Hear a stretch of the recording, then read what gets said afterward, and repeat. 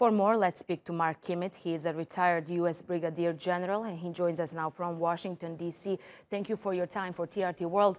Now, after the meeting, President Erdogan said, hopes to find, this is a quote, hopes to find a solution have never blossomed this much. Now, what outstanding issues do you see that still need to be worked out between these three very important players?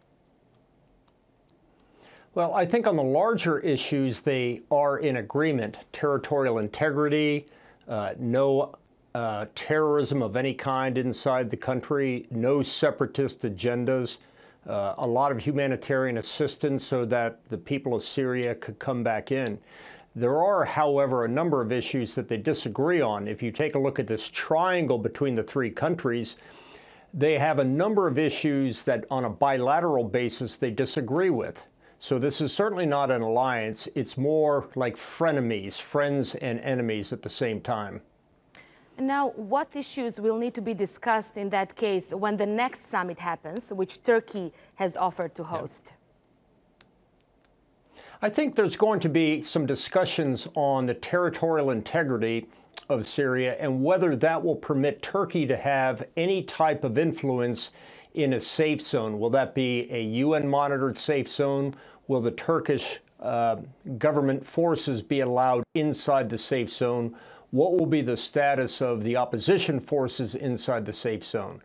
I think that these are issues that Iran in particular is going to be interested in listening to because of their quasi-support for the YPG, which of course Turkey sees and has reason to see as a terrorist organization.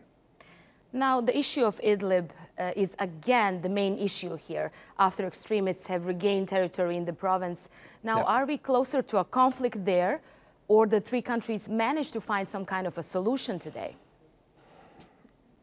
Well, I don't really think it's up to the three countries to find that solution because they, in general, are in agreement on the need to get terrorists, particularly HTS, outside of Idlib. Unfortunately, the terrorists were not at the table, so they're not in agreement. They want to stay inside of Idlib, and they want to fight to the last HTS terrorist.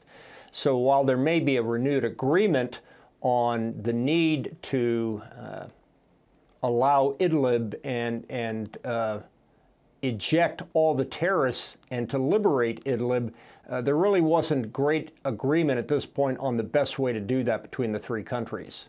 Now, this was the fourth summit between these three countries.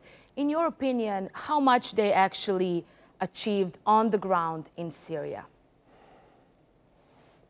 Well, I think they've achieved a lot on the ground in Syria, but I think more importantly, they've come to a political understanding that particularly in the joint resolution, the joint statement that came out, where they said and accepted the fact that the military will never solve this problem. It needs to get to the political and to the humanitarian.